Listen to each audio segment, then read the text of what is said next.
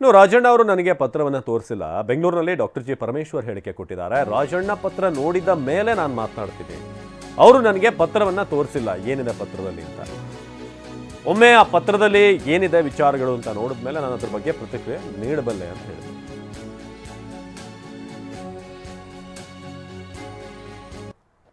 ಅವ್ರು ಬರೆದಿರೋದು ನಮ್ಗೆ ಯಾರಿಗೂ ತೋರಿಸಿಲ್ಲಲ್ಲ, ನಾವು ಎಲ್ಲೂ ನೋಡಲಿಲ್ಲಪ್ಪ. ನಾನು ನೋಡಿಲ್ಲ. ನೋಡಿ ಅದನ್ನು ತಿಳ್ಕೊಂಡು ಆಮೇಲೆ ಹೇಳ್ತೀನಿ, ಯಾಕೆಂದರೆ ಏನು ಬರೆದಿದ್ದಾರೆ ಅಂತ ಗೊತ್ತಿಲ್ಲ. ಅಲ್ಲ, ಅವರು ಅಖಿಲ ಭಾರತ ಕಾಂಗ್ರೆಸ್ ಪಕ್ಷದ ಅಧ್ಯಕ್ಷರು ಅಂದರೆ ಅವರೇ ನಮಗೆ ಹೈಕಮಾಂಡು. ಅವರ ಜೊತೆಯಲ್ಲಿ ರಾಹುಲ್ ಗಾಂಧಿಯವರು ಮತ್ತು ಸೋನಿಯಾ ಗಾಂಧಿಯವರು ಅವರು ನೇತೃತ್ವದಲ್ಲಿ ಇದ್ದಾರೆ.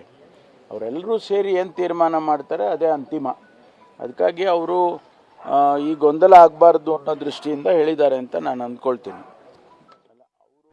ಇದು ರಾಜಣ್ಣ ಪತ್ರಕ್ಕೆ ಸಂಬಂಧಪಟ್ಟ ಹಾಗೆ, ಅಂದರೆ ರಾಹುಲ್ ಗಾಂಧಿಗೆ ಏನು ರಾಜಣ್ಣ ಪತ್ರ ಬರೆದಿದ್ದಾರೆ ಈ ವೋಟ್ ಚೋರಿ ಸಂಬಂಧಪಟ್ಟ ಹಾಗೆ. ಸೊ ಆ ಪತ್ರದ ಪೂರ್ತಿ ಮಾಹಿತಿ ಏನು ಅಂತ ತಿಳ್ಕೊಂಡು ನಾನು ಮಾತನಾಡ್ತೀನಿ ಅಂತ ಹೇಳಿದ್ದಾರೆ.